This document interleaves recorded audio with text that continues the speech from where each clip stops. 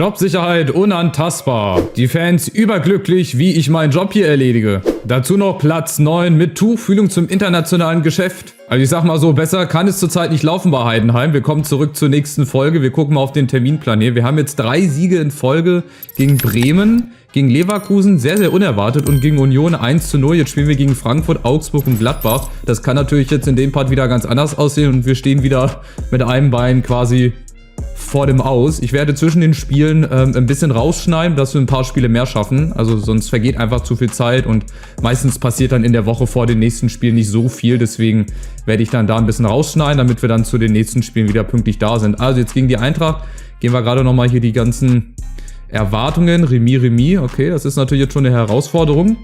Wobei die Eintracht auch sehr, sehr kurios spielt. Also die hat wirklich eine sehr, sehr merkwürdige Formation. Und ja gut, jetzt spielen sie mit Götze, Chaibi. Vor einigen Parts haben sie noch vorne mit einem Gangkampf zum Beispiel gespielt. Max ist da, ja, Pacho, Koch, Jakic. Oh, das ist schon eine Bank, genau. Jan-Niklas Beste muss leider ersetzt werden, der ist nämlich krank. Der fällt für ein paar Tage aus, der wird dann uns wahrscheinlich in den nächsten Spielen wieder zur Verfügung stehen. Setzen wir auch mal um. Gucken wir mal zur Teamauswahl. Und dann seht ihr, dass quasi bis auf diese eine Position Florian Pick, dass die Mannschaft so bleibt. Die ist momentan richtig gut. Auch unsere Neuzugänge im Winter, Kozuki auf der Bank, Duziak, und dann gehen wir mal rein zum Spiel im 4-2-3-1. Ich bin sehr, sehr gespannt, ob wir jetzt unseren Lauf fortsetzen können. Wäre natürlich geil, ne? Überlegt euch mal, Heidenheim international, zumindest Conference League, würde auch mehr Geld geben. Wäre für andere Spieler interessanter. Apropos für die anderen Spieler interessanter. Ich habe schon wieder ganz viele Scouting-Updates bekommen aus anderen Ländern, die ignoriere ich, weil ich habe eh kein Geld und das macht mich dann immer so ein bisschen depressiv, wenn ich da drauf gucke. So, wir sind gut drauf und haben eine Serie. Lasst uns die fortführen. Das ist doch eine gute Motivation. Und wir gucken mal, ob das auch gegen die Eintracht hier klappt. Ich würde mich natürlich freuen, wenn wir gewinnen. Ja, super. Das geht natürlich super los. Nach 6 Sekunden schon mal den Ball ins Aus. Nervosität ist da, auf jeden Fall. Jetzt, wo es so gut läuft, haben wir natürlich auch einiges zu verlieren wahrscheinlich. Naja, sind wir mal gespannt. Rode Jakic im Mittelfeld ist natürlich auch ein Zerstörer-Mittelfeld, ne? Ibimbe dann mit Geschwindigkeit über die Außen. Und uns fehlt halt leider unser bester Standardschütze, aber Florian Pick macht das auch. Da ist Mainka. Ja, Föhrenbach, Tomalam am Ende im Abschluss. Ja, und es geht weiter. Komm, Busch. Ah, und dann verliert er den Ball. Leipzig führt auch schon wieder in Bochum. Die sind also auch kurz davor, sich den ersten Meistertitel zu holen. Gladbach führt, dann gleicht aber Mainz direkt wieder aus. Ja, geht schon heiß her hier. Und bislang, wenn es Highlights gibt, dann eher auf das Tor der Eintracht. Das finde ich gut.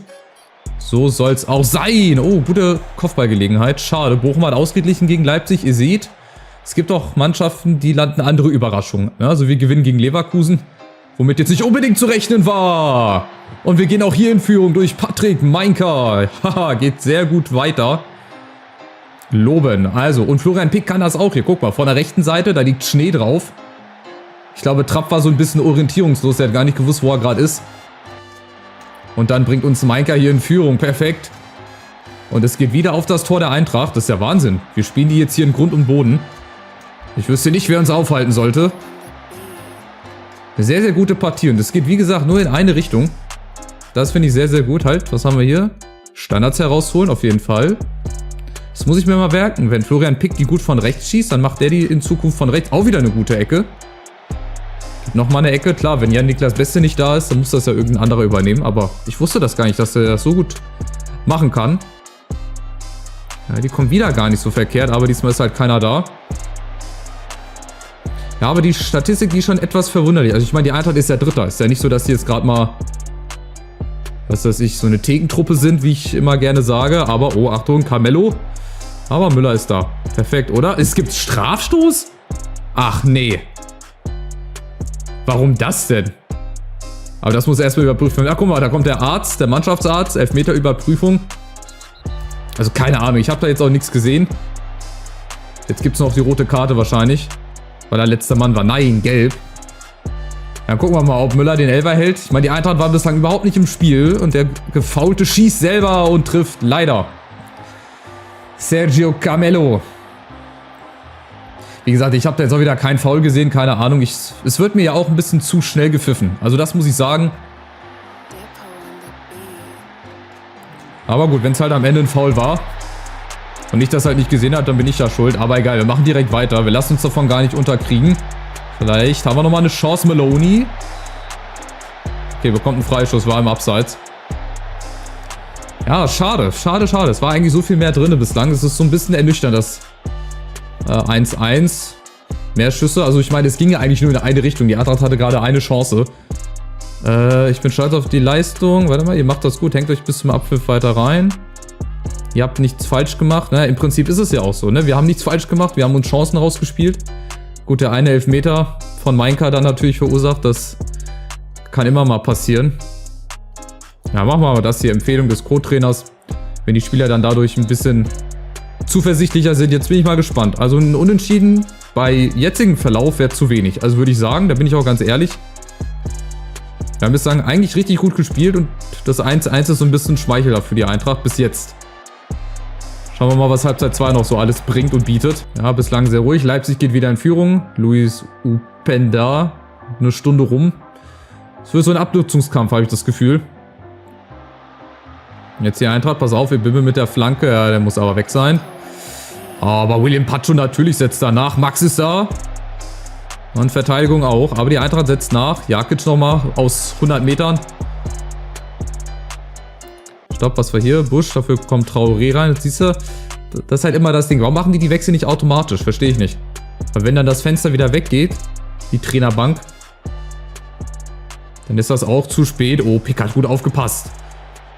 Jetzt aber alleine gegen alle. Ja gut, nicht gegen Jakic, das funktioniert nicht. Jetzt Carmelo Föhrenbach ist dazwischen sehr, sehr wachsam. Sehr schön. So einfach machen wir es der Eintracht aber auch nicht. Aber wir haben jetzt auch viele, viele Fehlpässe drin. Schade. Ja, da habe ich gedacht, nach dem Verlauf der ersten Halbzeit, wir machen das hier. Das wird ein sehr, sehr gutes Spiel. Aber jetzt haben wir so ein bisschen verloren von unserer Dominanz aus der ersten Halbzeit. Schade eigentlich. Aber halt, Hoffenheim geht auch in Führung. Was haben wir hier? Warte mal, Schusskarte. Hohe Flanken. Flanken früh schlagen. Na, wir haben halt vorne Marvin Pieringer, ne? Dadurch, dass Tim Kleindienst jetzt uns noch eine längere Zeit fehlt und ich leider niemanden ablösefrei bekommen habe. Oh, Chaibi, das muss doch Abseits sein, oder? Pacho! Ja, es muss aber Abseits sein. Aber es ist ein Eigentor, es ist kein Abseits. Oh nee, das kommt jetzt aber echt aus heiterem Himmel. Ich dachte, das wäre Abseits gewesen und zwar da jetzt von Chaibi. Nee, war aber nicht. Und dann ist hier Pacho da und dann fälscht den Maloney ins eigene Tor ab. Ey, das gibt es nicht. Ein bisschen motivieren hier, anfeuern. Mamouche und Knauf. Gut, wenn du natürlich so eine Bank noch hast. Ja, schade. Wir haben uns den Schneid so ein bisschen abkaufen lassen jetzt in Halbzeit 2. Wir waren eigentlich die bessere Mannschaft. Nach Halbzeit 1 halt, ne? Aber gibt da noch eine zweite Hälfte. Leichter Ausgleich. Kozuki. Ja, gut, Kozuki. Also bevor der ein Kopfballduell gewinnt, schießt Trapp wahrscheinlich ein Elfer-Tor oder so. Keine Ahnung.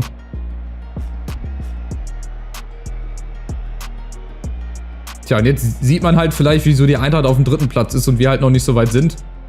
Was macht mit dem Pacho da? Muss er seinen Fuß erstmal so ein bisschen regulieren? Das geht halt jetzt auch zu einfach. Guck mal, das ist viel zu viel Platz. Also das ist wirklich ganz billig. Das ist jetzt wieder eines der Gegentore, die wirklich sehr, sehr leicht gefallen sind.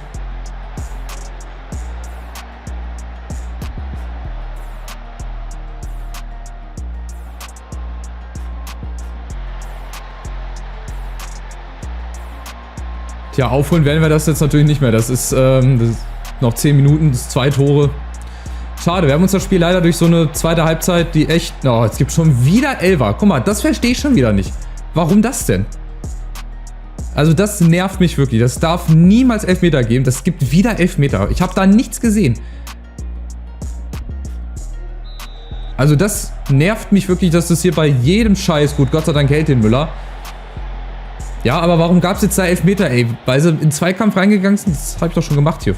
Hohe Flanken und früh schlagen. Ja, Ehren-Dingshi können wir auch nochmal bringen, obwohl das jetzt auch nichts bringt, die letzten Minuten. War halt leider, guck mal, ihr seht das hier. In der ersten Halbzeit wir besser, in der zweiten Halbzeit ganz klar die Eintracht. Die haben einen XG-Wert jetzt von 2,12. Ja, ist so ein bisschen schade und das verwundert, warum wir dann so nachgelassen haben in der zweiten Halbzeit. Weil das wäre halt nochmal heute ein Big Point, also Big 3 Punkte gewesen, wenn man so möchte. Wenn wir das hier heute auch noch gewonnen hätten. Tomala nochmal mit dem Kopfball. Ja gut, aber wir sind halt auch nicht so weit, ne? Das war jetzt über 5, 6 Spiele hier konstant. Also die 3 Siege in Folge waren nicht schlecht.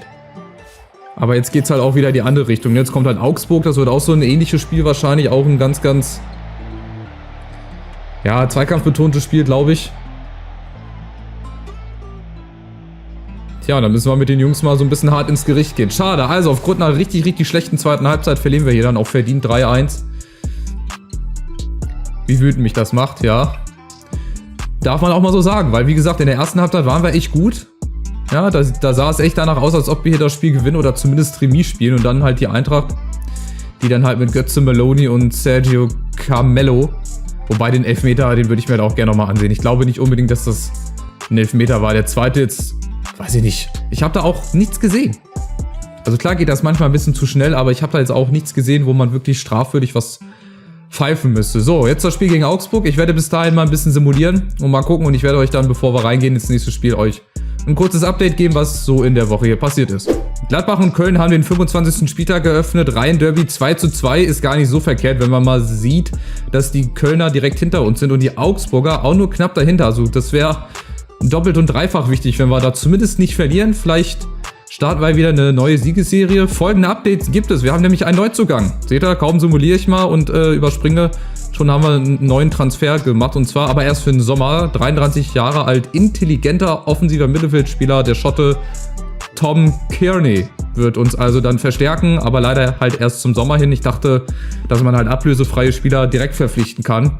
Oder beziehungsweise vertragslose Spieler. Er war jetzt vertragslos, wird also nochmal ein Jahr unser Team verstärken. Ich bin da sehr, sehr gespannt. 33 Jahre alt, kann gar nicht schaden. Ja, zusätzlich dazu ist Jan-Niklas Beste hoffentlich wieder fit. Der war auf dem Weg der Besserung. Marvin Pieringer hat sich verletzt. 1 bis 3 Tage. Müssen wir mal gucken, ob es reicht jetzt fürs Spiel gegen Augsburg. Das ist so in der Woche passiert, seht ihr? Das ist so wie damals in der Schule. Wenn du mal einen Tag fehlst, zack, brennt gleich die ganze Schule ab. Ein neuer Anbau, ein ganzes Konzert wird gespielt und keine Ahnung, die größten Stars kommen in eure Schule und du bist halt nicht da. So, gefühlt hat sich das so ein bisschen angefühlt. So, dann gehen wir mal rein ins Meeting. Gucken wir mal. Beste und Maloney für Schöppner und Florian Pick. Machen wir das mal. Hier Augsburg in einem 4-3-3. Auch ganz, ganz gefährliche Sechser hier. Und 2 Achter mit Rex Bitschei und Dorsch. Dahinter dann Arne Meyer. Also Augsburg ist auch immer sehr, sehr, sehr unangenehm zu bespielen. Da bin ich jetzt sehr, sehr gespannt, ob es für Pieringer gereicht hat. Ja, scheint wohl gereicht zu haben. Kaderaufstellung ist quasi die eine Veränderung hier. Beste und ansonsten gehen wir rein gegen Augsburg. Mal gucken, ob es dann besser läuft. Ich glaube, das wird so ein ganz, ganz ekliges Spiel. Also Augsburg, vielleicht holen wir uns auch eine Klatsche ab. Vielleicht gewinnen wir auch ganz knapp 1-0. Da habe ich nichts zu beanstanden. Natürlich steht Mainka von Anpfiff weg auf dem Platz. Er ist unser bester Spieler. Naja, klar. Ich habe mich schon gewundert, wieso ich nichts von Siersleben gelesen habe. Ansonsten, genau, wir sind hier Außenseiter. Aktuell listet die Formtabelle. Zeigen wir Ihnen warum. Das wäre natürlich auch mal ein Fingerzeig, wenn wir auch mal so rausgehen können. Machen wir doch einfach mal. Warum nicht? Ja, wir sind ja nicht umsonst Siebter. Also wir müssen uns auch nicht immer kleinreden, nur weil wir hier Heidenheim sind. Also finde ich, wir spielen gut. Und daher sollen die Gegner das auch mal ein bisschen zu spüren bekommen. Aber ich bin gespannt. Ich prognostiziere mal. Nein. Schon nicht mal 2 Minuten gespielt, schon haben wir eine Verletzung. Und zwar Kozuki. Oh je. Dann bringen wir doch mal ihren Dingshi rein, würde ich sagen, ne? Für die rechte Seite, oder? Ist doch auch, glaube ich, seine Position. Wir hätten noch Traoré. Das ist natürlich bitter. Einzelgespräch mit Kozuki. Achso, hier, nee, mit Dingshi. So. Beendet. Wechsel bestätigen. Der 4. Offizielle hält seine Tafel noch rum, aber nach 2 Minuten schon. Das ist natürlich krass. Das kommt dann auch dazu, ne? Verletzte Leute, wie kriegen wir die ersetzt? Wie lange fallen die aus? Das ist bei Heidenheim vielleicht nicht so zu kompensieren wie bei anderen Vereinen. Beste Tomala rutscht durch. Da ist Dingshi gleich schon mal. Ich hoffe jetzt nicht, dass er länger ausfällt. Das wäre echt sehr schade. Aber dann darf Dingshi jetzt halt mal wieder zeigen, aus welchem Holz er geschnitzt ist. So wie das da gerade gestanden hat. Die erste Ecke für die Augsburger. Meier ist da. Udokai. Wo ist der Ball? Da ist der Ball. Bauer geklärt. Oh, nochmal. Vargas. Da muss irgendeiner dazwischen. Aber der zieht zum Glück zu hoch. Ball geht ins Aus. Ausgeglichenes Spiel. Beide ungefähr gleich viele Schüsse. Noch keiner ging aufs Tor. So war das auch zu erwarten eigentlich. Wenn Augsburg gegen Heidenheim spielt, da kannst du jetzt kein Leckerbissen erwarten. Da bin ich auch ganz offen und ehrlich zu euch, wie immer. Da ist sehr viel Kampf und so weiter gefragt. Achtung, Dingshi vielleicht. Ach, auch viel zu hoch, um Gottes Willen. Da fehlt noch die Feinjustierung. Also jetzt beginnt, glaube ich, so eine Phase in der Saison, die manchmal richtig... Oh, nee, der nächste Wechsel oder was? Jan-Niklas Beste hat etwas abbekommen und zeigt an, dass er runtergenommen werden möchte. Oh, super. Zack, die nächste Verletzung.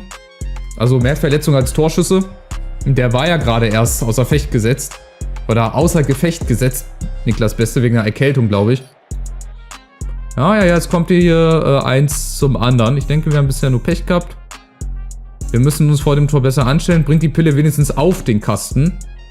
Schien heiß zu sein. Ja, versteht das aufgrund seiner Verletzung. Gut, er kann jetzt eh nicht mehr mitreden. Der auch nicht. Schien motiviert zu sein. Dann zeigt mal was. Vielleicht wird jetzt die zweite Halbzeit besser als die letzte zweite Halbzeit gegen die Eintracht. Würde ich so unterschreiben auf jeden Fall. Bei Augsburg vorne auch unter anderem Okugawa. Der war ja mal bei Bielefeld, ne? Oder spielt immer noch bei Bielefeld. Da bin ich jetzt gar nicht auf dem neuesten Stand. Achtung, Busch. Der nimmer müde Busch. Jetzt machen doch! Aber so doch nicht. Ah, bei Busch ist das Problem, der hat den linken Fuß nur zum Stehen. Ey, schade, schade, schade. Also ich glaube, Beste hätte den reingemacht. Klar, Linksfuß, aber auch Busch, ey, den musste zumindest mal aufs Tor bringen. Das war eine ganz, ganz große Chance. Schon wieder ein Wechsel. Achso, Marlon Busch ist nur eine Karte von einer Gelbsperre entfernt. Okay, dann machen wir mal Traoré rein. Dem ich halt auch gesagt habe, dass er eigentlich auch öfter spielen muss. Vielleicht verleihen wir den, weil Marlon Busch ist halt da, ne? Oh, ne. Achtung, Okugawa ist da, aber der Schiri hebt erstmal den Arm. Verteidiger reklamiert auf Abseits, gucken wir mal. Was zeigt der VAR an? Komm, bitte Abseits, Überprüfung Tor. Ah, es ist Abseits, Gott sei Dank. Patrick Ittrich, bester Mann. Wir gucken nochmal drauf. Wo ist die Linie? Oh, das ist aber auch knapp. Eieieiei. Das kannst du aber mit bloßem Auge auch nicht erkennen. Aber die Augsburger werden jetzt stärker, ja. Die wittern natürlich auch, glaube ich, ihre Chance, ne? Die sehen, die sind nur 4 Punkte hinter uns in der Tabelle. Wenn die hier gewinnen, dann sitzen die uns ganz, ganz stark im Nacken.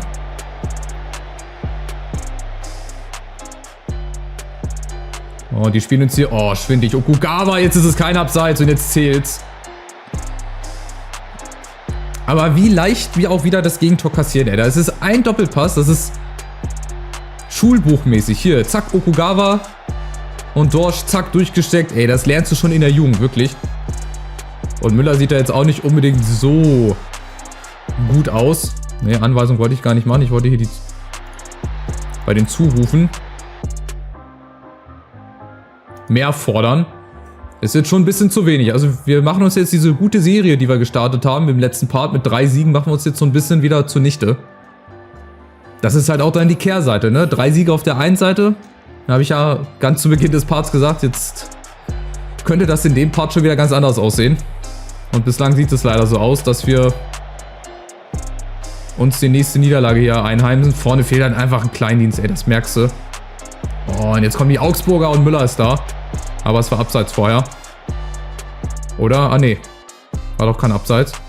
So ein Piringer, der kann halt vorne in der zentralen Position, glaube ich, das nicht 1:1 ersetzen, was der Tim Kleindienst da vorne macht. Oh, Achtung, Meloni, bitte kein Eigentor. Nicht schon wieder 1.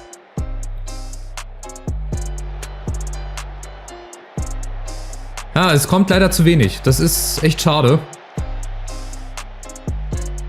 Weil Augsburg ist halt auch so ein Gegner auf Augenhöhe, möchte ich mal sagen. Ja, im Gegensatz zur Eintracht vielleicht oder auch Leverkusen haben wir ja aber gewonnen, überraschenderweise. Und hier zumindest nicht verlieren. Also wenn wir die Augsburger auf 4 Punkte Abstand lassen, könnten wir das schon geil. Da war doch ein Handspiel, das ist egal. Weil Piringer. Der so gescholtene Piringer. Der gar kein Ersatz ist für Tim Kleindienst. Macht irgendwie hier den Ausgleich. Ich weiß zwar nicht wie, mal gucken. Ich glaube, das war eigentlich auch ein Handspiel. Mal hier zum Beispiel. Das wäre eventuell gepfiffen worden. Aber gut, er hat ihn ja jetzt natürlich reingemacht, Gott sei Dank. Das habe ich zum Beispiel gesehen, das Handspiel. So, Loben. Augsburger stellen ein bisschen um, Vargas auf die rechte Seite. Hoffenheim führt in Frankfurt. Bellio vorne, Demirovic jetzt links. Ja, Dorsch ist auch so einer, der würde unserem Mittelfeld ganz gut tun. Der kommt ja von Heidenheim, ne? Der hat ja bei Heidenheim gespielt, lustigerweise. Und jetzt haben wir doch nochmal eine Chance. Wir sind schon in der Nachspielzeit. Föhrenbach. Eine Chance. Ja, Pick, komm, das ist der Doppelpack. Nein, ist es nicht. Weil das andere Tor hat Piringer gemacht. Und wir drehen das Ding in allerletzter Minute. Vielleicht. Und anders als Marlon Busch vorhin, der mit links am Tor vorbeigeschossen hat. Von rechts. Guck mal, Florian Pick. Schön freigespielt. Dann ist er alleine im Strafraum. Zack. Und der versenkt den im Tor. Im Stile einer Spitzenmannschaft drehen wir das zunächst. Augsburg hat noch eine Minute. Oh, das wäre ganz, ganz wichtig. Wenn wir hier gewinnen, dann haben wir 7 Punkte Vorsprung vor Augsburg. Das wäre, ja, sehr wichtig. Und sehr, sehr schön. Ja, einfach nochmal weghauen hier. Klar, ein bisschen Zeit rausholen, Ball hin und her schieben, aber irgendwann muss der Ball auch außer Gefahrenzone. Ja, Maloney nach außen, Traoré noch ein weiter. Perfekt, jetzt spielen wir so hier schwindelig. Dingshi. Und Piringer nochmal. Ja, schade, aber komm, das muss es jetzt gewesen sein. Nochmal die Grätsche, Föhrenbach, nochmal einen Angriff. Ball weg von dem eigenen Tor halten. Das ist jetzt ganz wichtig. Schöner Ball. Pick vielleicht nochmal mit der Chance. Damen ist da. Aber der Spielverlauf auch wieder ganz merkwürdig, ne? Der Spielverlauf. Die Augsburger erst besser, gehen dann in Führung, dann kommen wir zum Ausgleich. Und dann kommen wir auf einmal und drehen das Spiel hier komplett. Ja, Dingshi nochmal, Tomalla ist da, Udukai klärt. Komm, das muss jetzt der Schlusspfiff sein. Es sind schon 5 Minuten über der Zeit. Schiri, jawohl! Zack! Wir sind wieder zurück in der Erfolgsspur. Die Niederlage von Frankfurt hat uns da gar nicht rausgebracht und ist auch verdient hier. Also jetzt mal XG-Wert ausgeklammert. Wir haben dann nach dem Rückstand echt nochmal ein bisschen Gas gegeben. Hat vielleicht die Ansprache so ein bisschen was auch gebracht. Ein großartiger Sieg, da können wir heute alle stolz drauf sein. Und wir halten halt Augsburg auch erstmal fern. Und die Kölner, dadurch, dass die nur Remis gespielt haben, haben wir wieder 6 Punkte Vorsprung. Haben auch nur 5 Punkte auf Hoffenheim und Leverkusen Rückstand. Also wir sind jetzt so im gesicherten Mittelfeld. 13 Punkte, da müssen wir halt auch drauf schauen. Das war unser eigentliches Ziel, das war nicht absteigen. Jetzt haben wir 13 Punkte und da muss schon richtig viel mit dem Teufel zugehen, dass wir das noch verspielen. Also, eine Niederlage, ein Sieg. Jetzt kommt Gladbach mit Platz 12. Da gehen wir bestimmt als Favorit ins Spiel. Verletzt für 3 bis 6 Wochen. Zerrung der Oberschenkelrückseite. Das sind auch Verletzungen, die gab es vor 10 Jahren noch gar nicht. Ey, also ich habe das Gefühl, hier entstehen ganz neue Verletzungen im Manager und auch in Real Life. Ja gut, wir gucken mal, wie wir ihn ersetzt bekommen, Kozuki. Und dann sehen wir uns wieder vor dem Heimspiel gegen Gladbach. Weiter geht's mit Spieltag 26 und dem letzten Spiel, das wir heute machen werden. Gegen Gladbach zu Hause. Es ist wieder einiges passiert auf dem Transfermarkt. Hört, wir haben 2 Spieler eventuell für die nächste Saison. Einmal Matthias Braunöder, 21-jähriger Mittelfeldspieler und auch ein sehr, sehr geiler Spieler, Schinter Appelkamp. Der ist dann echt auch bei vielen Bundesligisten auf dem Zettel. Sehr, sehr guter Mittelfeldspieler, ein feiner Techniker, sind die Japaner eigentlich immer. Also ich habe noch nie einen Japaner gesehen, der irgendwie nicht was mit dem Ball anfangen kann oder so. Von daher, und Schinter Appelkamp, das ist halt wirklich einer, der kostet halt auch ein bisschen Geld, ist in Verhandlungen, von daher werden die Transfers jetzt wieder ein bisschen aufgeschoben, weil das Geld muss erstmal aufgebracht werden für die nächste Saison dann natürlich, ne, würden beide ab dem 1.7. zu uns stoßen. Wäre ein Traum, wäre schön, jetzt müssen wir erstmal gucken, wir hatten noch 1, 2 kleinere Verletzungen, Föhrenbach glaube ich. Ja, Hoffenheim gewinnt gegen Stuttgart, die setzen sich jetzt erstmal auf den 5. Platz fest. Naja, wir gucken jetzt nochmal auf die Aufstellung, ob die verletzten Leute fit werden und dann beenden wir den Part vielleicht nochmal mit einem Sieg oder zumindest nicht mit einer Niederlage, das wäre ganz schön. Und dann gucken wir mal hier, die Erwartung zwar beides mal Remis, letzte Begegnung haben wir verloren. Ja, anscheinend, ne? Na gut, 2:1, ganz knapp aber nur, aber halt verloren. Traoré erhält Berufung von Togo, Marvin Piringer ist wieder fit, Florian Pick, genau. Der war so ein bisschen angeschlagen, der kann aber wieder spielen, Gott sei Dank. Oder? Duziak und der gut Dingshi für Kozuki, der fällt jetzt ein paar Wochen aus, das ist klar. Föhrenbach hat auch irgendwie eine Bauchmuskelzerrung, glaube ich. Auch ganz, ganz wildes Ding. Deswegen gehen wir mal hier zur Aufstellungsempfehlung. Genau, Dingshi rechts, Beste links, vorne Piringer, Gimba Meloni, Duziak Linksverteidiger. Der darf ja auch mal wieder spielen, dann geht's rein ins letzte Spiel für heute. Und dann hoffe ich, dass wir da zumindest nicht mit einer Niederlage rausgehen, damit wir oben dran bleiben. Also ich will jetzt schon so die internationalen Plätze, so Platz 6, 7. Wenn die in greifbarer Nähe sind, warum denn nicht? Und nur weil wir Heidenheim sind, muss es ja nicht heißen, dass wir das nicht auch irgendwie erreichen können. Wir sollten allen zeigen, dass sie uns recht gelobt haben. Liefert eine echte Show ab. Okay, von meinem Co-Trainer empfohlen. Mal gucken, was mein Co-Trainer hier an Empfehlungen raushaut, ob die gut sind oder nicht. Schauen wir mal, die Gladbacher auch mit so einer Dreierkette, Dreier-Fünfer-Formation. Spielt irgendwie fast jeder. Achtung, Müller, erster Ball abgefangen. Und mal keine Verletzung. Um die Zeit hatte sich Kosuki schon verletzt. Im letzten Spiel. Aber aufgepasst, Gladbacher auch Kone, auch richtig stark. Viel Geschwindigkeit über Skelly. Achtung, Honorar. Und Jordan. Vorsicht, kein Foul. Nee. Da habe ich schon wieder nur auf den Pfiff gewartet. Piringer, mal alleine gegen alle, aber klappt nicht. Gladbach setzt sich erstmal so ein bisschen fest. Kone allein gegen alle, ja, warum nicht? Müller und Fuster. Fuster, gut drüber. Fuster auch noch nie gehört. Gladbacher gleich nochmal und mit Jordan. Frühe Führung, 6. Minute. Wieder in einer Standardsituation, schade. Da kassieren wir echt häufig Gegentore. Gut, aber Jordan, der ist auch, glaube ich, 1,90 oder so groß. Das ist dann auch schwer zu verteidigen. Ein bisschen mehr fordern, weil die Gladbacher, die sind schon ganz schön aktiv, ey. In den ersten 10 Minuten noch nicht mal, schon 3, 4 gute Möglichkeiten und die Führung dann halt. Achtung, wieder Jordan. So einen haben wir halt zurzeit vorne nicht, ne? Kleindienst leider verletzt. 4 Schüsse, schon 2 aufs Tor. Das könnte eine ganz, ganz klare Nummer werden. Wenn es so weitergeht wie am Anfang natürlich, aber ich hoffe nicht. Ich hoffe, dass wir uns jetzt irgendwie reinkämpfen ins Spiel. Aber bislang nur Gladbach. Nächste Szene wieder, Netz mit der Flanke. Wieder Jordan, der kommt an jeden Kopfball ran. Jeckel, drüber. Ganz klar drüber. Läuft bislang noch nicht so viel.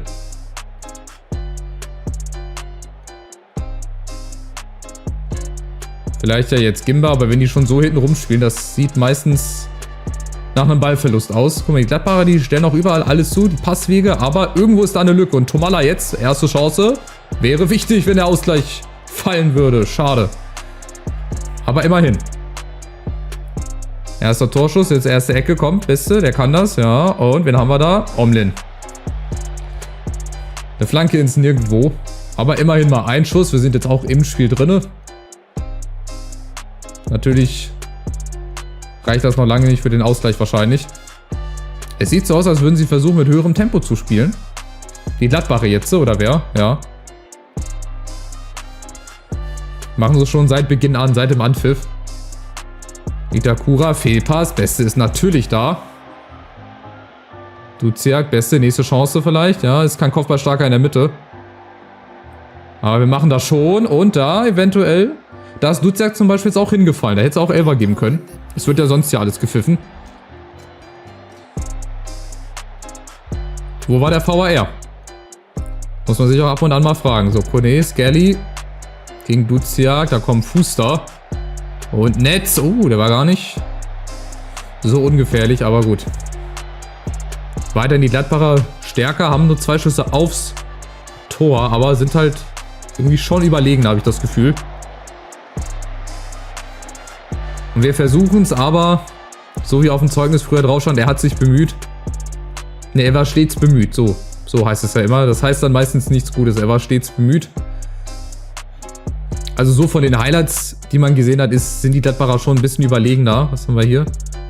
Naja, nicht das schon wieder, das ist ja dieselbe Ansprache wie vorhin auch. Wenn wir nicht schießen, werden wir nicht gewinnen. Das ist von außen extrem frustrierend zu sehen. Ich will in der zweiten Halbzeit eine deutliche Leistungssteigerung, ja. Das ist, glaube ich, die Aussage, die ganz gut auf das Spiel zutrifft bislang. Also die haben uns ja in den ersten 10 Minuten total überlaufen, so gefühlt. Da ging ja überhaupt nichts. Aber vielleicht ja jetzt. Vielleicht ist ja die zweite Halbzeit unsere. So wie in Augsburg, so wie nicht gegen Frankfurt, hoffe ich. Die Gladbacher, die kommen. Die haben halt schon individuell nochmal ein paar bessere Spieler. Ne? Das ist halt klar, ey. So ein Kone oder so. Wenn du den im Mittelfeld hast, Netz, Achtung. Honorar, Kopfball drüber. Aber wir sind auf einem guten Weg dahin. Wenn wir die Klasse halten, wenn wir genug Geld bekommen für Transfers. Oh, Bestes, seine Position. Jawoll. Das kam so ein bisschen unerwartet. Und ich glaube, das ist auch unser erstes direktes Freistoßtor in der Saison. Ins Torwart-Eck. Ja gut, die war auch ein bisschen zu offen. Da hat Omni so ein bisschen geschlafen. Aber egal, gut für uns. Ausgleich aus heiterem Himmel. So ein bisschen Traoré rein. Aber gut, vielleicht hat die Halbzeitansprache so ein bisschen was gebracht. Und mit dem Remis wäre ich auch schon zufrieden. Also ich muss jetzt nicht unbedingt gewinnen. Also ist ja schön, klar. Ja, aber ich würde gegen Gladbach auch eine Unentschieden nehmen. Weil Gladbach, das ist auch eine Truppe. Da weiß ich zum Beispiel diese Saison auch gar nicht, wo du sie hinstecken sollst. Ja, in der ersten Hälfte der Hinrunde waren sie so ein bisschen... Oh nee, Honorar, warte kurz. Ja, ich wollte meinen Satz gerade zu Ende führen. Die Gladbacher in der ersten Hälfte der Hinrunde wussten sie wahrscheinlich selber nicht, wo sie stehen. Dann haben sie so ein bisschen aufgeholt. Oh, und jetzt hier auch wieder viel zu leicht. Guck mal, hier Honorar lässt sich unsere Verteidigung ausspielen. Ich glaube, sie ist Leben, der rückt dann da unnötig raus und dann ist halt Honorar leider eiskalt vor dem Tor. Halt, jetzt wollte ich gerade Dingshi reinbringen. Jetzt hier. Dingshi für Florian Pick nochmal rein. Ja, aber wir haben ja Beste. Der kann die Standards richtig gut schießen. Ja, schade, knapp vorbei. Ist aber leider auch daneben. Muss man dazu sagen. Und das ist ja eventuell die Entscheidung. Paul Jäckel, aber eventuell abseits. Wobei, das glaube ich jetzt eher nicht. Ich glaube, das Tor wird zählen, oder? Ja, Tor wird zählen, leider. Steht hinten Mutterseelen alleine. Das kann natürlich auch nicht sein. Knappe Abseitssituation war knapp. Kein Abseits dann wohl, ne? Ja. Ja, schade. Und somit wird Gladbach wahrscheinlich das Spiel hier zumachen. 1:3. Das ist dann halt auch wieder die sogenannte Kehrseite der Medaille, ne? So gut wir auch manchmal vorne sind. Wir haben halt hinten in der Abwehr leider zu viele Fehler, zu viele leichte Fehler einfach drin, ne?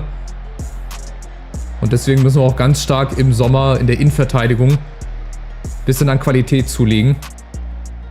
Also versteht nicht falsch, ne? Also ich meine, Mainka und Siersleben, das ist gut für Heidenheimer Verhältnisse, aber irgendwann will man ja auch mal weiterkommen, ne? Man will ja nicht immer stehen bleiben. Jetzt kommt nochmal Player. Oh, abgefälscht. Nochmal eine Ecke, aber gut, das wird jetzt am Ergebnis nichts mehr verändern. Also Gladbach wird hier gewinnen. Haben wir 2 Heimniederlagen mit jeweils 1:3 und dann nochmal einen Auswärtssieg. Es ist okay. Also ich meine, ich hätte mir gegen die Eintracht einen Punkt gewünscht, gegen Gladbach auch. Oh, das war doch abseits. Ja. In Augsburg hätte ich jetzt nicht unbedingt damit gerechnet, dass wir gewinnen. Da hätte ich dann eher mit einem Remis gerechnet. Aber ihr habt die Statistik links gesehen, das ist auch verdient. Also Gladbach über 10 Schüsse aufs Tor. Und somit, ja, gehen wir leider mit der Niederlage hier raus aus dem Spiel. Aber ich glaube, das kann man auch mal sagen. Ich bin unzufrieden, was ich von dem Team gesehen habe, ja. Schien aber trotzdem motiviert. Also die Spieler, die erkennen das auch an. Also ist jetzt nicht irgendwie, dass hier einer sagt, ach, wir waren eigentlich besser. Somit haben wir Gladbach jetzt im Rücken, 4 Punkte. Ich fände das aber schön, dass wir uns hierum Gedanken machen müssen, ja, dass wir den Anschluss an die internationalen Plätze nicht verlieren, anstatt nach unten zu schauen. Aber es sind halt auch nur noch 10 Punkte, weil Union hat das letzte Spiel halt in Stuttgart gewonnen mit 1:0. Und apropos Stuttgart, da sind wir jetzt zu Gast dann im nächsten Spiel. Aber ich sehe erst nach der Länderspielpause, auch mit Voice Crack. Ihren Dingshi fällt auch wieder aus. Das kommt jetzt halt auch dazu, ne? Diese kleinen Verletzungen, diese kleinen Wehwehchen. Aber wir haben auch nicht mehr viele Spiele. Wir haben jetzt noch den VfB, dann die Bayern, also auch wieder 2 stärkere Gegner. Vor allem gegen Bayern bin ich gespannt zu Hause. Dann Bochum, Leipzig, Darmstadt. Also Bochum und Darmstadt sind dann noch so Schlüsselspiele. Die müssten wir gewinnen. Dann haben wir noch Mainz, Freiburg und die Kölner. Und dann werden wir gucken, für was es reicht. Wir gucken mal kurz in der U19, da wollte ich nochmal drauf schauen. Übersicht. Bei der U19, durchschnittlicher Kader. Nee. Na komm, hier, Übersicht, Mannschaft. Da wollte ich mal drauf gucken. Wie sieht's hier aus? Das höchste Potenzial hat halt Andreas Üstün. Vielleicht ist er jemand, den man mal hochziehen könnte, eventuell. Brauchbare Bewertung für die erste Mannschaft. Okay. Was haben wir hier? Auch ein Janne Berner, Außenverteidiger, Innenverteidiger. Also das sind vielleicht hier so Kandidaten, sofern wir sie halten können, die dann ab Sommer für uns spielen könnten, für die erste Mannschaft. Und ansonsten gucken wir jetzt nochmal auf die Tabelle drauf und dann beende ich den Part hier. Es war sehr, sehr erfolgreich eigentlich. Wir stehen immer noch oben. Wir haben 10 Siege. Wahnsinn, jetzt schon nach 26 Spielen, hätte ich nicht gedacht. Ja, ein paar leichte Gegentore kassiert, aber gut, wir machen das schon. Wir halten die Klasse, da bin ich sehr, sehr zuversichtlich und dann werden wir die nächste Saison wieder anpacken. Also, nächstes Spiel, Stuttgart-Bayern. Das sind sehr, sehr geile Spiele. Da freue ich mich drauf. Vielleicht schauen wir das auch noch gegen Bochum. Und dann schauen wir weiter. Macht's gut, bis zum nächsten Part. Ciao, ciao.